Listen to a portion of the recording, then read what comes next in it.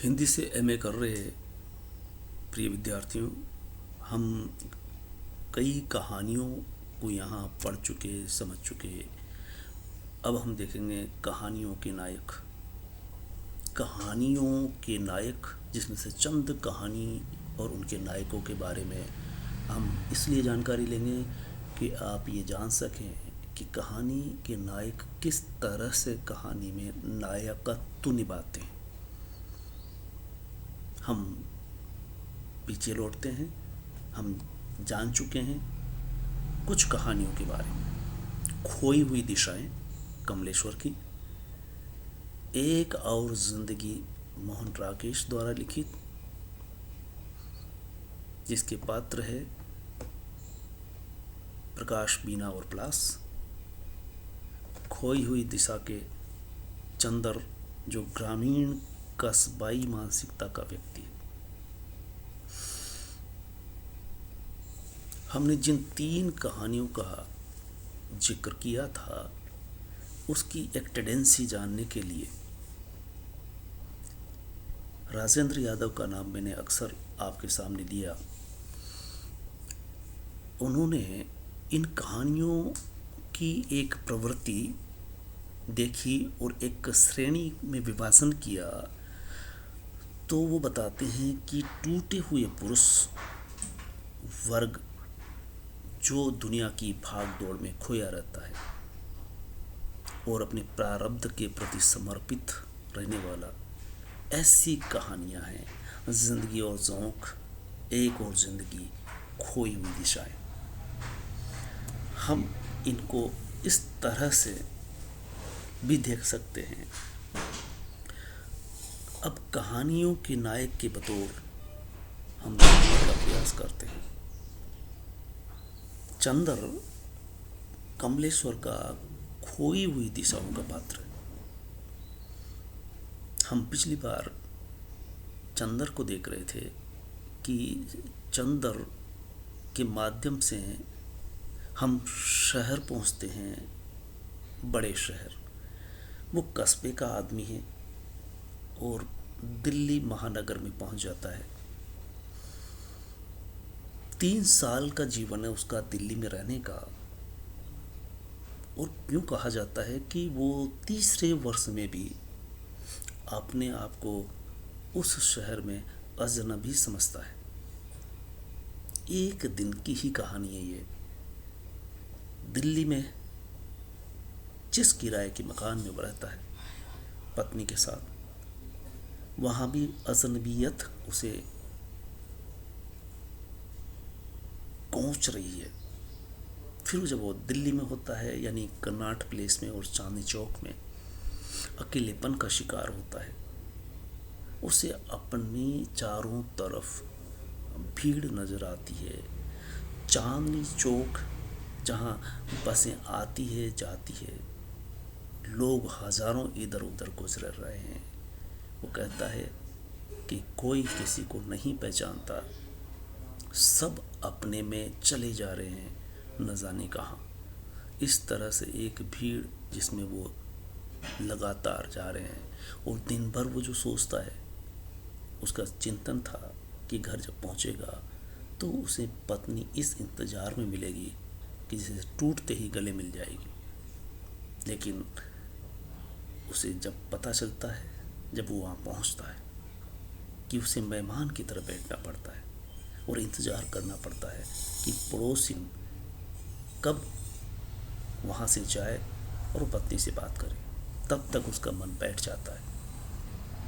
एक दिन उसी भीड़ में रहते हुए चांदनी चौक में बैठे बैठे एक बगीचे में वो सोचता है कि हमें अपने लिए भी समय निकालना चाहिए।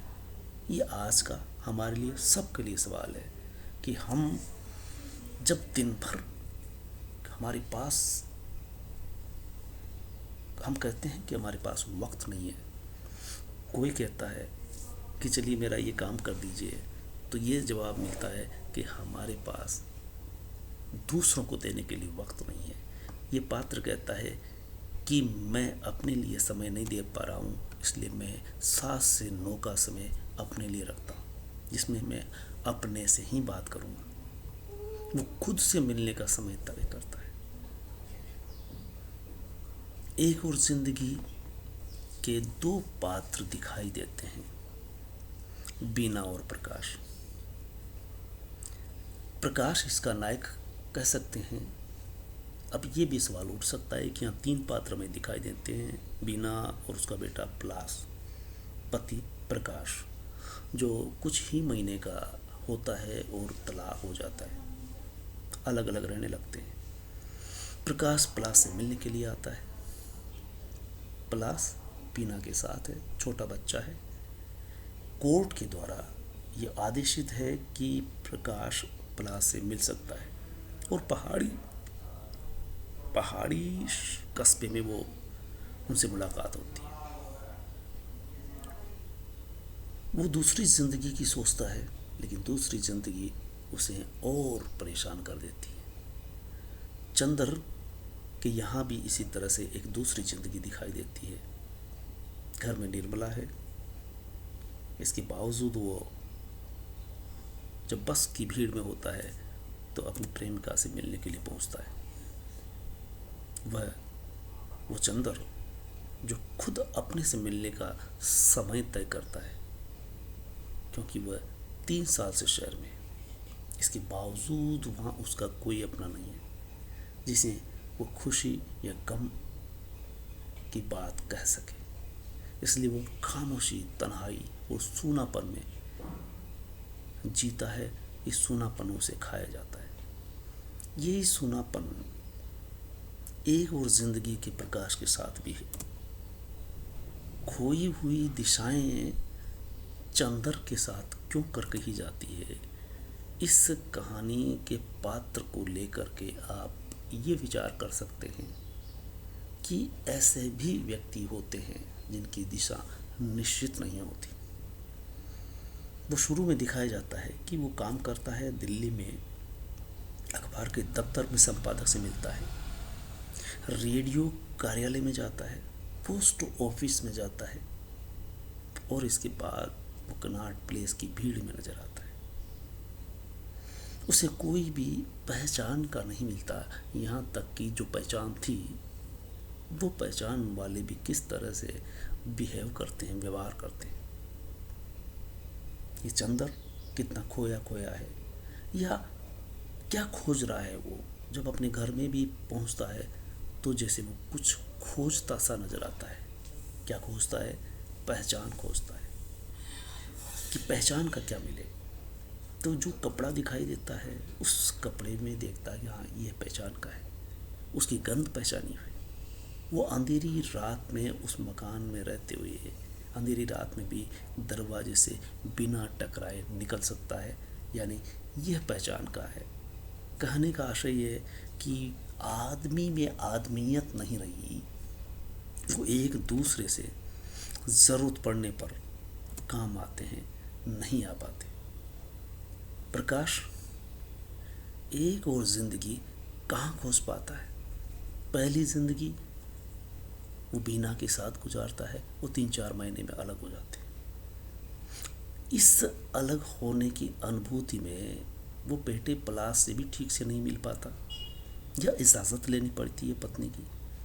उसका जन्मदिन मनाया जा रहा है तो वो इंतज़ार करता है कि पलाश से मुलाकात हो जाए, नहीं हो पाती। तब वो निर्णय लेता है कि वो दूसरी ज़िंदगी भी जी सकता है। वो दूसरी ज़िंदगी जीता है तो उसे जो लड़की मिलती है पत्नी के रूप में, वो पत्नी तो नहीं निभा पाती, वो अर्धविषक्त महिला है। वो दूसरी ज़िंदगी कहाँ खोज पाता है? और इधर चंद्र है जो अपने नाम का पुकारा जाना, फटफट वाले के नाम पुकारने से उसे अच्छा लगता है।